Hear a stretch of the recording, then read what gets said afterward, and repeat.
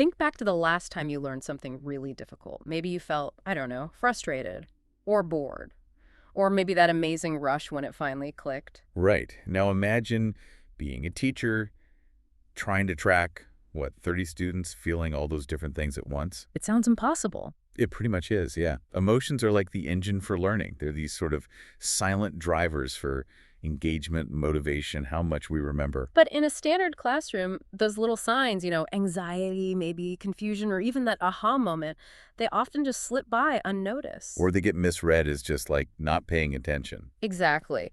So today, our mission is to do a deep dive into the tech that's starting to change this. Emotion AI.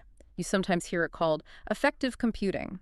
We're going to unpack how this potentially powerful ally can help educators finally see those invisible emotional signals.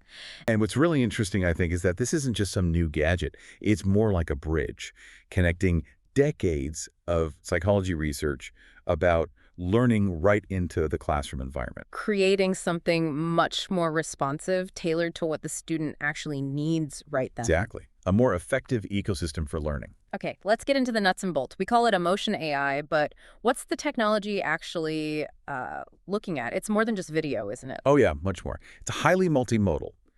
When we talk about effective computing in education, we mean AI systems built to detect, analyze, and, interpret human emotions using several data streams at the same time. Okay, so walk us through that data stack, because the variety seems key here. Absolutely. So the most common input is visual.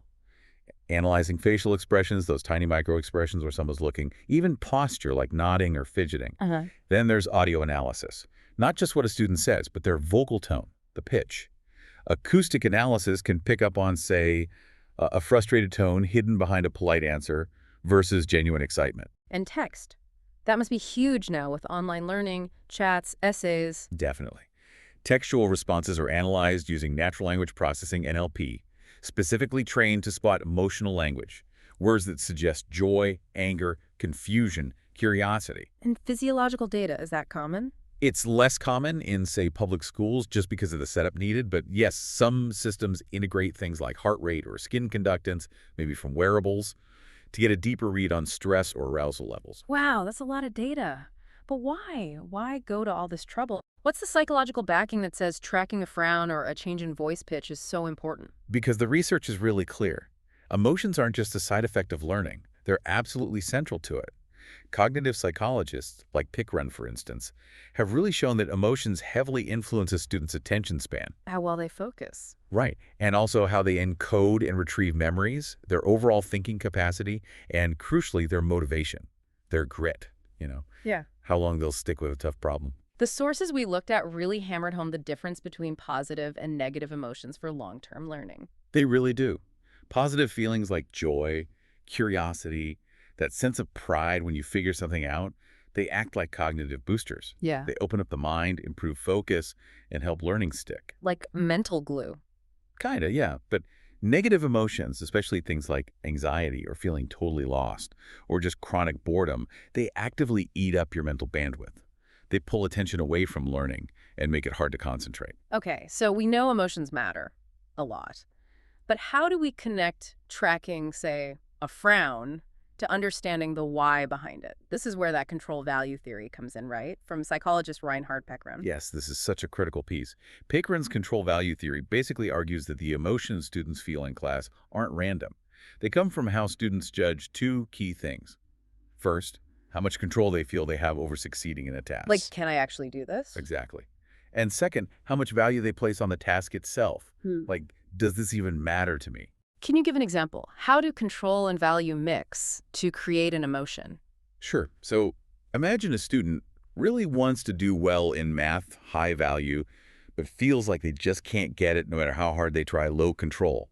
The likely emotion there, Anxiety. bingo, anxiety, which we know is terrible for learning.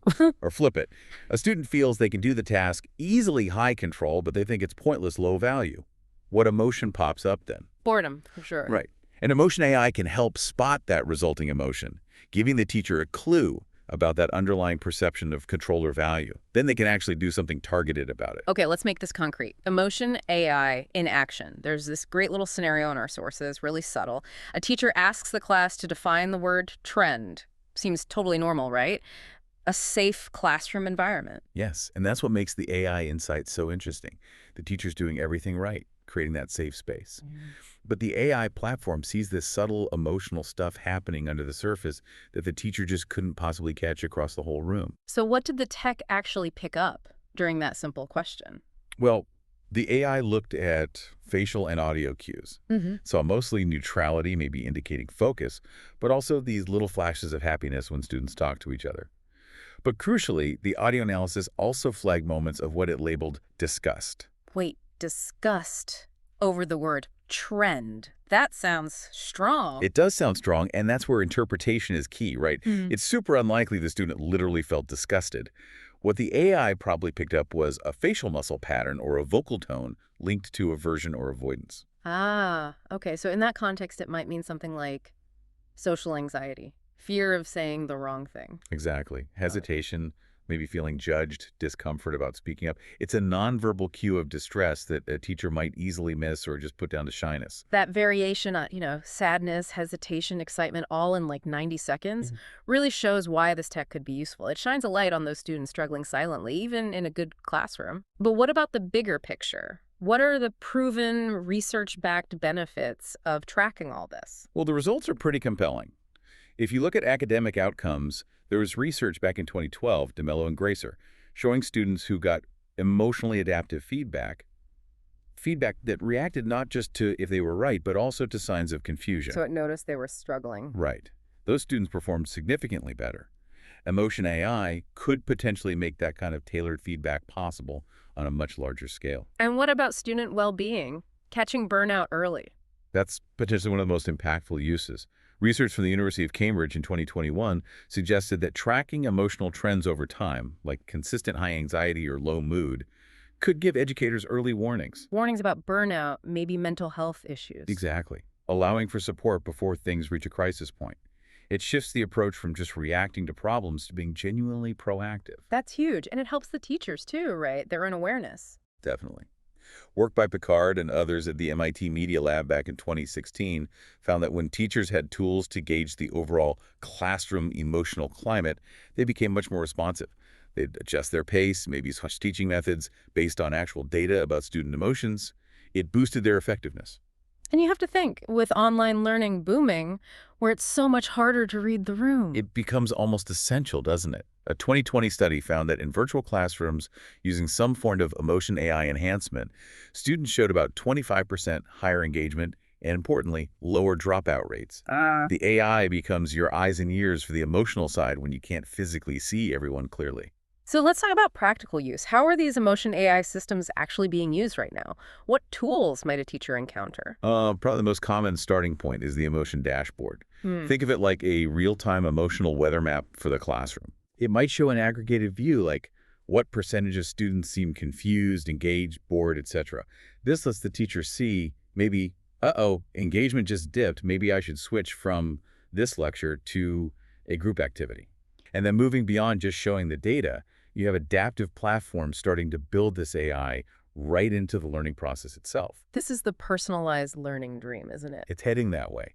Platforms, like Imentiv is one example people mention, are working on integrating emotion AI to actually change the difficulty level or even the way information is presented based on the student's detected emotional state. So if it sees frustration, it might offer a simpler explanation, maybe backtrack to an earlier concept, or switch from text to a video explanation perhaps, trying to preemptively address that feeling of low control. And what about students who communicate differently, maybe non-verbally? Yeah, that's a really key area, special education support. For neurodiverse learners, maybe students with autism or ADHD who find it hard to express emotions verbally, these AI tools could offer caregivers and educators another way, perhaps a more consistent way, to interpret nonverbal cues. Leading to a better understanding of their needs. Hopefully, yes. A deeper insight into their internal state than might have been possible before. Okay, but we absolutely have to talk about the ethics here. We're discussing technology that analyzes kids' faces, voices. This is sensitive stuff. Extremely sensitive. And the ethical guardrails have to be front and center. Innovation is exciting, but it must be balanced with responsibility. First and foremost, consent and data privacy. Meaning parents and students have to explicitly agree, know exactly what's being collected and why. Absolutely. Informed opt-in is non-negotiable. Plus, clear, transparent policies on how data is anonymized, where it's stored, how long it's kept. Ideally, processing happens locally and data isn't stored long-term unless absolutely necessary and agreed upon. And the bias issue. Algorithms aren't neutral. Different cultures express emotion differently. That is a huge challenge, a massive one. These algorithms are trained on data, and if that data isn't diverse across cultures, demographics, everything, the algorithm will be biased. It might misinterpret expressions from students from backgrounds it wasn't trained on. Which could lead to completely wrong interventions. Exactly. It could pathologize normal expressions from one culture simply because they don't match the norm baked into the algorithm. So, rigorous testing on diverse data sets is crucial. So teacher training is vital too, not just how to use the dashboard, but how to interpret it critically. Precisely. Teachers need training to understand this as a tool, providing probabilities, not definite truths about a student's feelings. The AI should be a prompt for human empathy and connection, not a replacement for judgment. So looking ahead just a bit, what's the vision for the emotionally aware classroom as this tech gets more sophisticated? It's pretty dynamic. You hear talk about digital tutors that adapt not just content, but maybe even their teaching personality to suit a student's emotional state. We'll likely see more advanced ways to map group emotions, too. How does one student's mood affect others? Like emotional ripples in the classroom? Sort of, yeah. And maybe using long-term trends to automatically flag potential mental health concerns, prompting earlier preventative support. Well, this has been a really fascinating deep dive. It feels like emotion AI is aiming to be this crucial emotional bridge in learning. It combines psychology, AI tech, and hopefully enhances teacher empathy. Yeah, it seems understanding and responding to student emotions is shifting from just a nice to have to something essential for really boosting learning and overall well-being. The sources hinted at this future where every emotion is seen, every student heard, which leads to a provocative thought for you, our listener. If we really gain the ability to map group emotions in real time, how does that change the teacher's role? Does the teacher become less of just an instructor and more of an emotional climate manager, someone actively shaping the psychological safety of the room based on this data? What new skills might empathy require in that kind of high-tech setting? Something to think about.